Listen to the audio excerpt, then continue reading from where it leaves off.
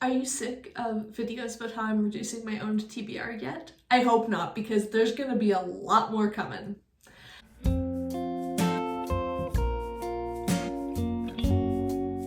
Hi everyone, Rosie here. Welcome back to my channel.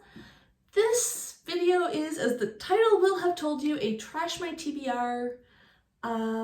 I've been thinking a lot lately about cleaning out my closet and how I really need to go through my clothes and sort through the ones that I don't like and don't fit me and don't just like vibe anymore and get rid of them. But that is a daunting task that could leave my house a mess if I get halfway into it, lose energy, and then abandon it for 3 weeks, which I don't want to do.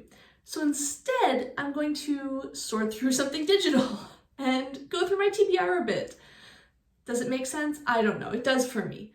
Let's jump into it. Here we are on my Storygraph to be read pile where I have logged all of the books that I would like to read.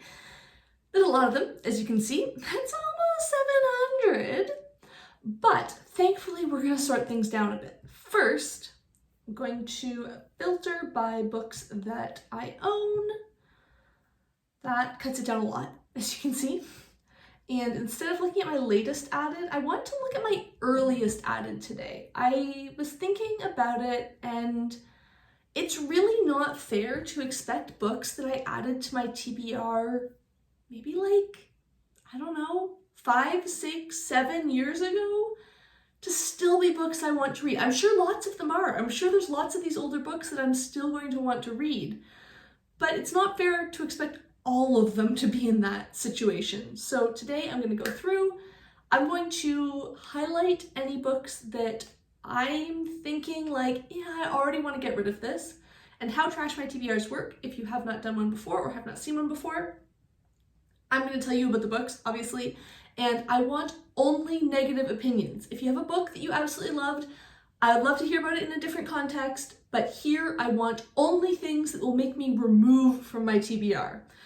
The goal is to pare down, not have another book that I am now incredibly hyped to read and that I won't be able to get to. Okay, got it. The first thing on here is the Brothers Grimm fairy tales. I'm gonna leave that. Maybe I'll read that at like Christmas this year. Maybe it's just because the edition I have is red. But I don't know, I feel like that could be a fun thing to do in like December or something, right? So let's hold on to that. The Science of Fear, Why We Fear the Things, blah, blah, blah, by Gardner. No, I do still want to read this. I've wanted to read this for Halloween like 3 years in a row and I haven't gotten to it, but maybe this year will be the year. You never know. The Windup Girl. Okay, this is the first one that I want to really hear your feedback on. Please tear into this book.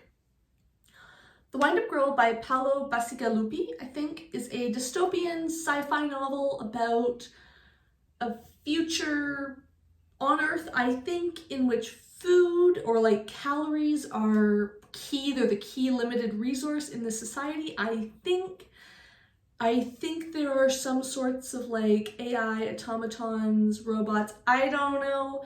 I actually started this book like 6 years ago, actually in a physical copy, and then I also got an ebook copy because I was going away and I thought I might want to read this.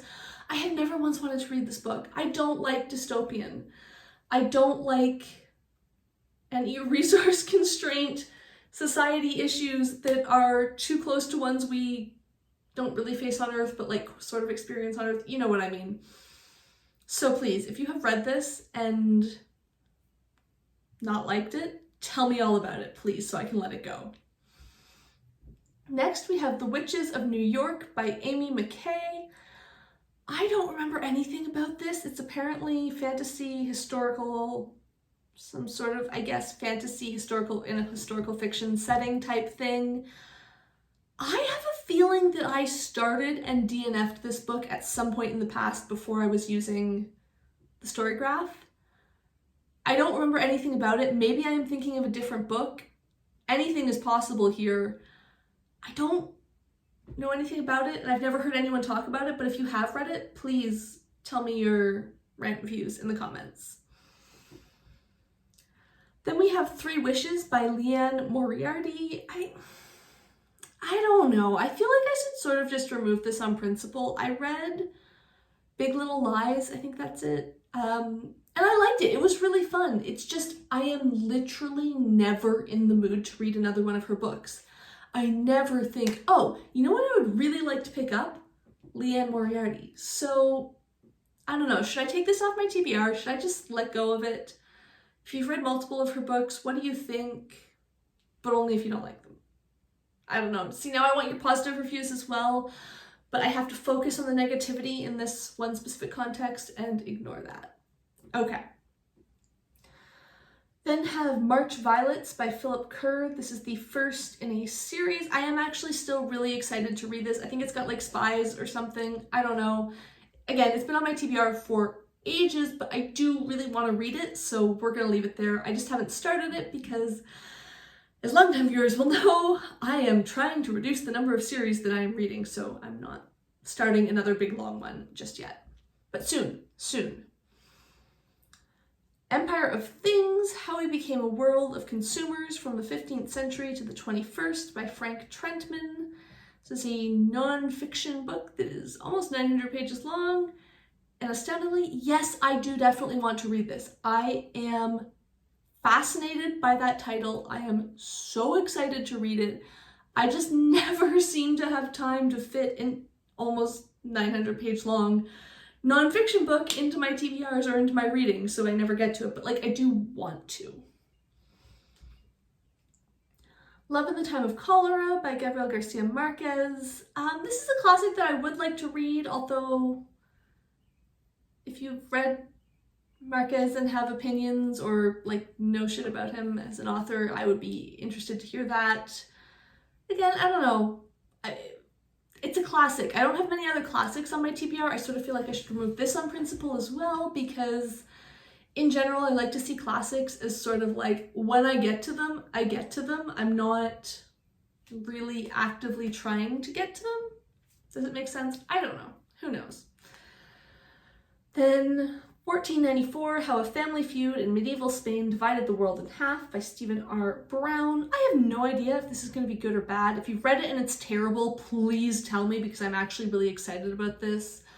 Again, the title, the concept, it just sounds like a book that I'm going to love. It also sounds like I need to take a sip of water.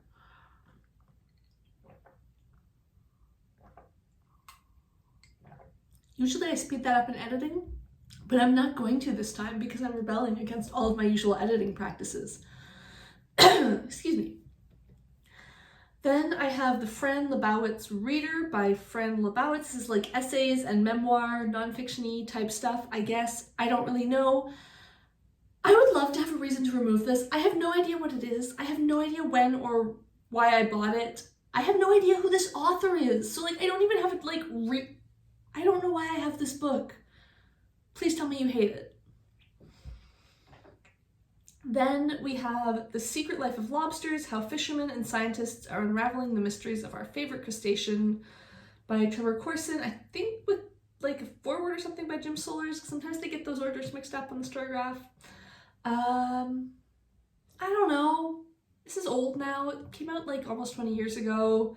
I just have this gut feeling that I'm not going to like this book, but I can't quite bring myself to not try it, so please give me a reason.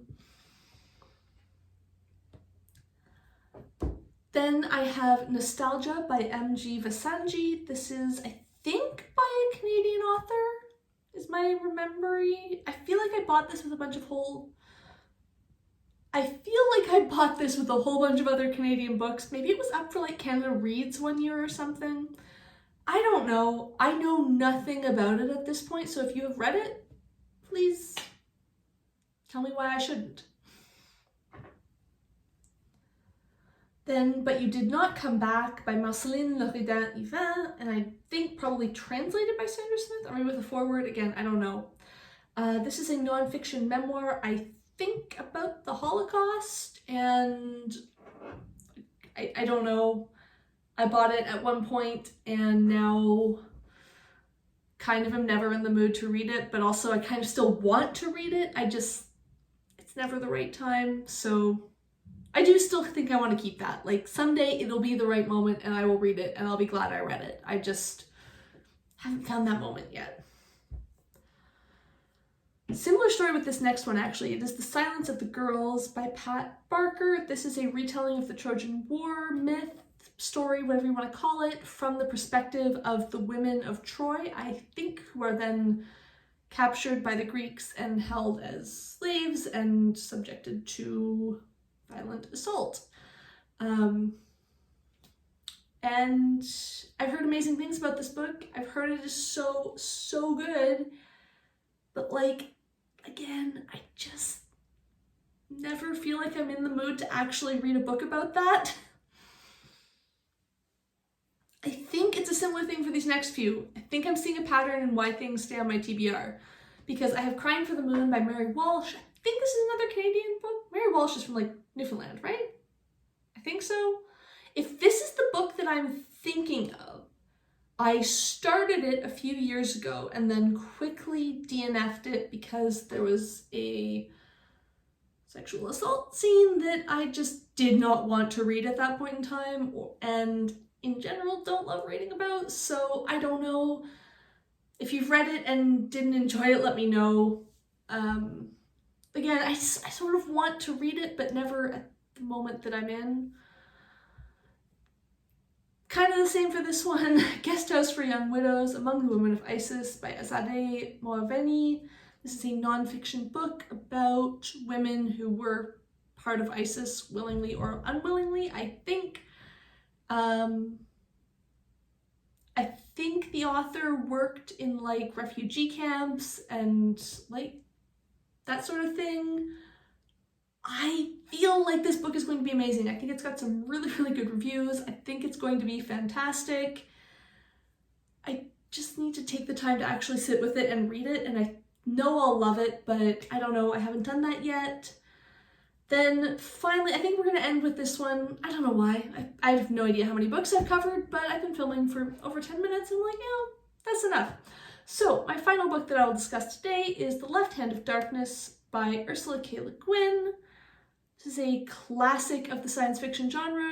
I don't think I've ever read any Le Guin, but I really want to, and I would love to check this out. I've heard it's a good starting point, but if you disagree, let me know in the comments.